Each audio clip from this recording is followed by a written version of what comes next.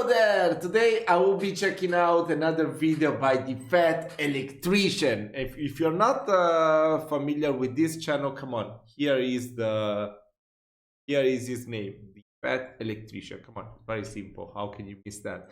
Then I'm gonna leave you a link to the original video so you can go and check it out without my stupid commentary. And yeah, subscribe because he makes absolutely amazing videos. Let's check it out. The communists tried to starve an entire city, so America and the UK teamed up to deliver 4.6 billion pounds of food and supplies to that city using nothing but cargo planes.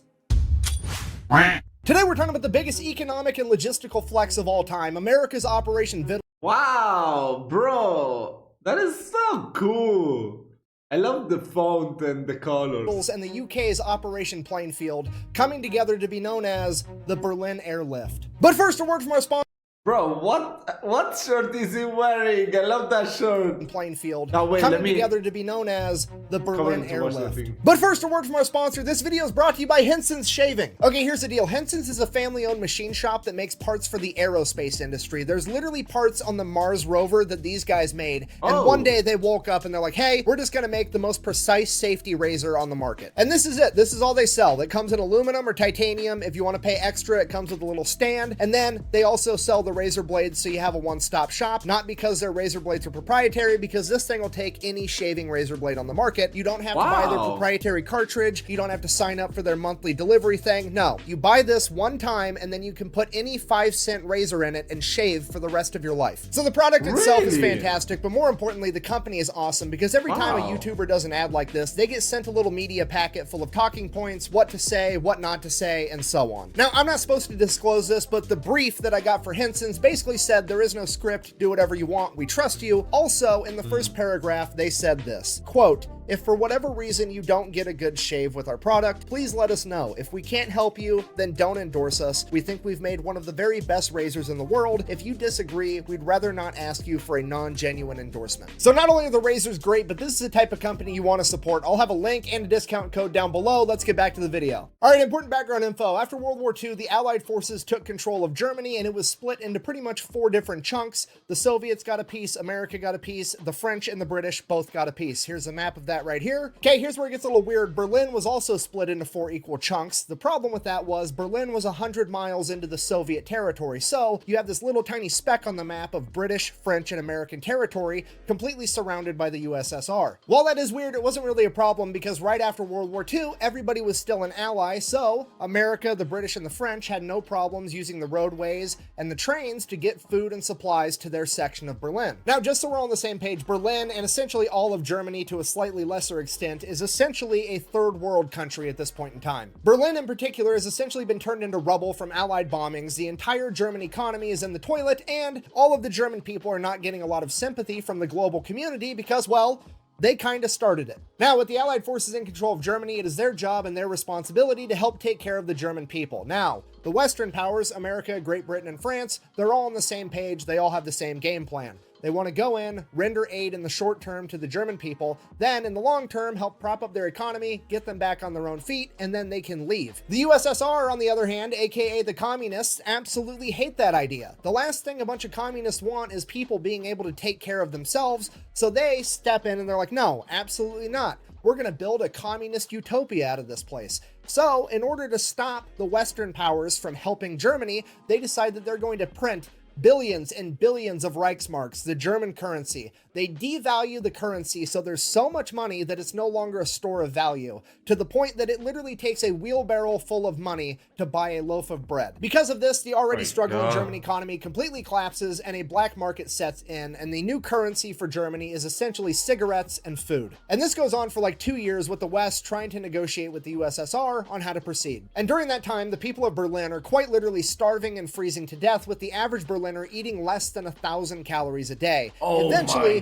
the West steps in and they're like, fuck it, we're just going to do it without the communists because we have to help these people. So they created a new type of currency for Germany known as the Deutschmark, and it's going to be seen as a real store of value and help rebuild the German economy. The Soviets find out about this and they freak out, basically break all diplomatic communication with the Western powers, and they officially want to break up and just have East versus West, capitalism versus communism, Hungary versus Fed. This is where the Cold War really starts kicking off. And the first ideological battleground of the Cold War is going to be Berlin, because remember, it's 100 miles into Soviet territory and a big chunk of it is still controlled by the Western powers. So the Soviets decide they need to take over that part of Berlin too. They can't have a little speck of capitalism in their communist utopia. Now, luckily for the communists, it's an easy fix. They really don't have to do anything, because the minute the West Berliners see what a communist utopia really looks like, they're going to willfully and freely denounce capitalism and run over and become communists too, right?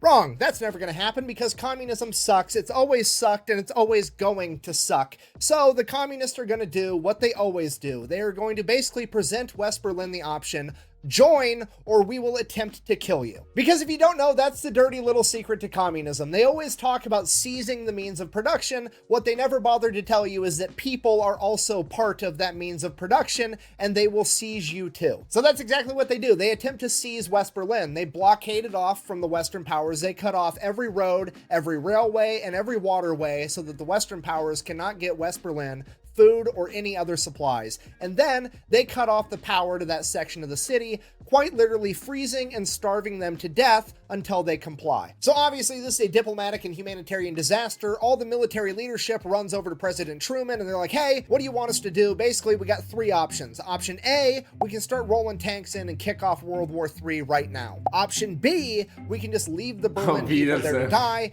And option C, we can try to fly in as much food and supplies as possible, but getting enough to feed an entire city is basically going to be impossible. What do you want to do? Now, obviously, I'm paraphrasing a little, but Truman basically said, we're America, we don't start world wars, we just finish them. Also, and I quote, we stay in Berlin. That was a beautiful quote. Period. Which narrows it down to one single option. They are going to fly in enough food and enough supplies to try to feed all of West Berlin. Here's the catch with that. The American leadership has absolutely no idea what that's going to take or how to even proceed. So they go to the British government, who has just spent the last decade rationing their own people, and they have a great understanding of what it takes to keep a large population of people fed and warm. So Great Britain crunches the numbers, and they figure to get every single person in West Berlin 1,700 calories a day, it's going to be 1,500 tons of food every single day. In addition to that, since the power got cut off, they're going to need 2,500 tons.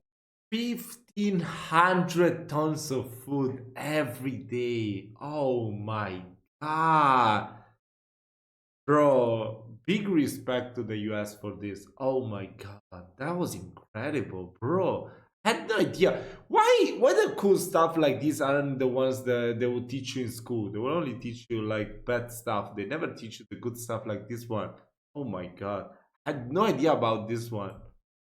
Tons of coal and fuel every single day. Okay, 4,000 tons, just so we're all on the same page, that is 8 million pounds of supplies every single day just to keep everyone alive. And the best cargo plane they have to work with at this point in time is the C-47 Skytrain, which has a maximum capacity of 3 tons, meaning that they are going to have to land 1,333 cargo planes into Berlin every single day. To put that into perspective, there's only 1,440 minutes in a day, meaning that one plane has to land every minute and 8 seconds.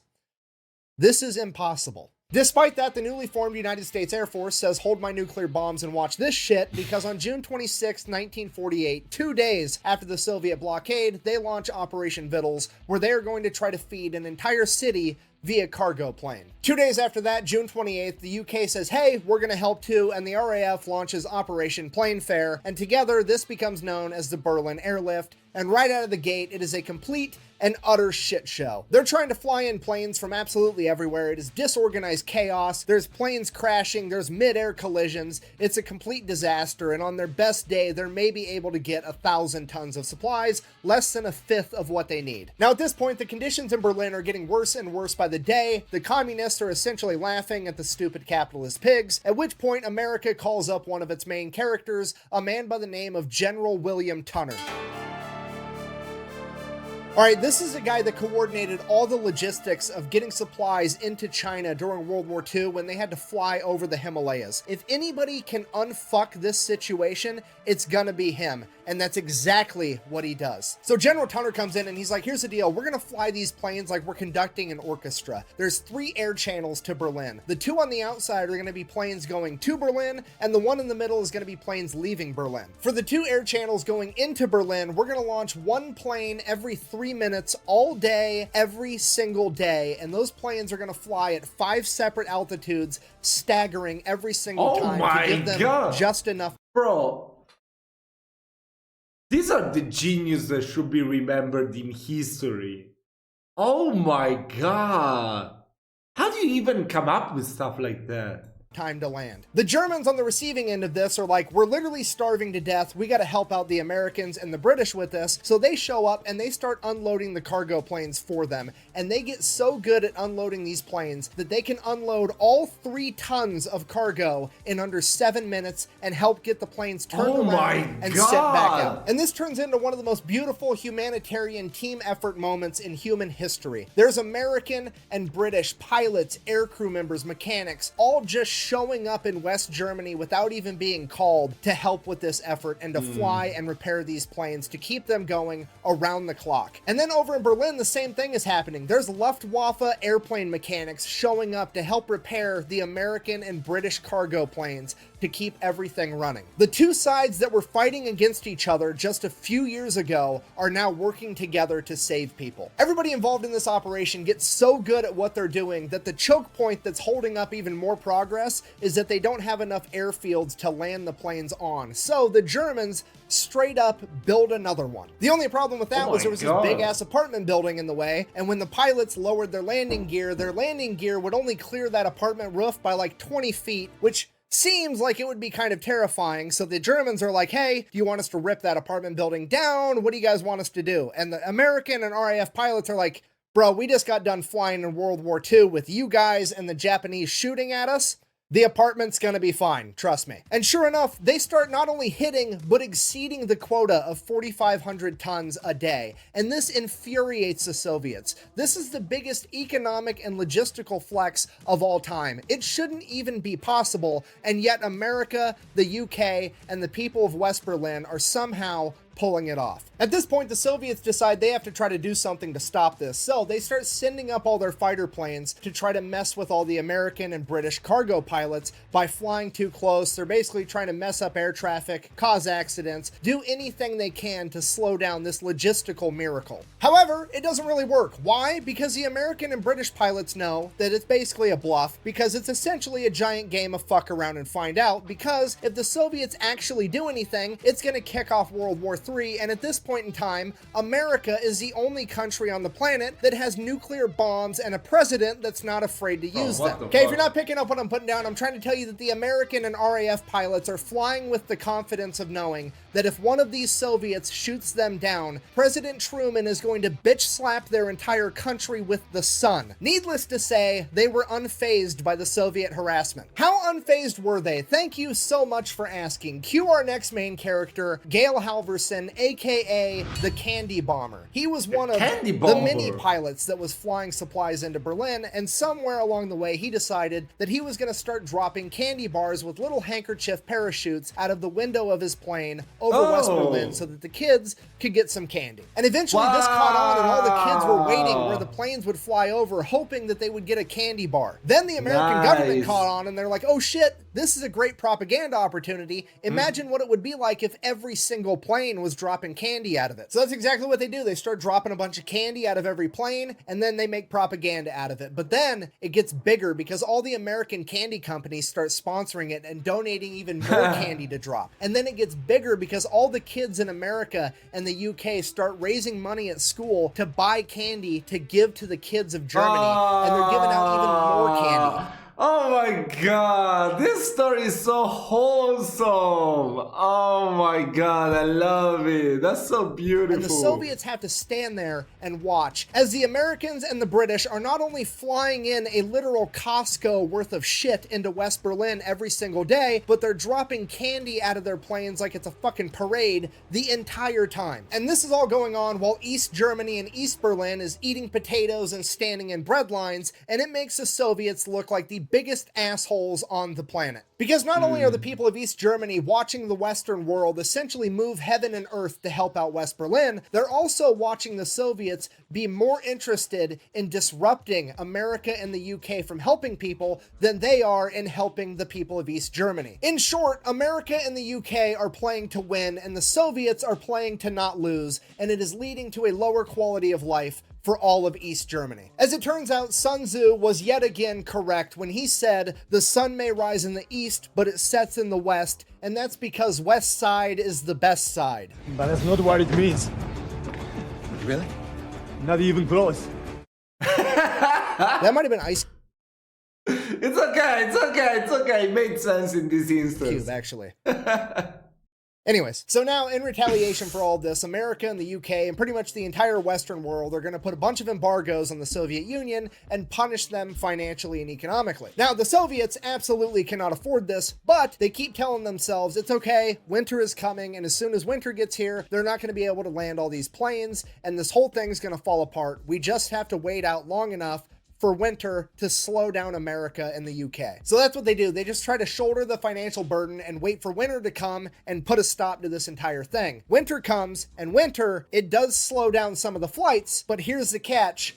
America was also developing bigger, better cargo planes, and now America isn't just flying the C-47, America's flying their new cargo plane, the C-74 Globemaster, and as opposed to the previous C-47 carrying only 3 tons, the Globemaster can carry 25. So despite the fact that weather can sometimes delay flights, America and the UK continue to improve and increase the amount of supplies that they are delivering daily. And by Easter Sunday, 1949, they would break their own record, landing 1,383 planes in a single day, delivering 13,000 tons of supplies, which is 26 million pounds, which obviously is like 11.8 million kilograms or roughly 87 blue whales. Yeah, the United States Air Force and the RAF shipped 87 blue whales worth of crap into West Berlin in a single day. And because of this, it becomes very apparent to the Soviet Union that America can and will keep this shit up forever if they have to. And they are finally forced to give up the blockade because they cannot shoulder the financial burden anymore. And that would come down on May 12th, 1949. And with the roads and railways to West Berlin finally open once again, the Berlin Airlift would come to an end after 15 months, 277,000 flights spanning 92,000 miles and delivering 2.3 million tons of aid, which is roughly 4.6 billion pounds or 15,333.333333333 blue whales. This is the greatest logistical and humanitarian feat ever accomplished, and the Western world did it with communism doing everything it could to slow it down. So in conclusion, fuck communism. The best way to support the channel is go buy some merch at thefatelectrician.com. Bro, I need to get... Wow. Out. Bro, I think that very soon I'm gonna get some of his merch. I hope he... I need to check if he ships to Italy. Bro, oh my god. That was incredible. I had no idea. Wow. That was so beautiful. That was such a beautiful and wholesome story. Wow, great job. Great respect for America, definitely. And the UK, of course. And yeah, oh my god. I mean, this man always brings up the best possible stories that nobody talks about, you know? Oh my god. I love his history channel. This is just so good. So yeah, go and check out the video of the Fat Electrician, and definitely do not forget to subscribe to his channel as well. And also do subscribe to mine, okay? And recommend me more videos to react to. I'll see you soon.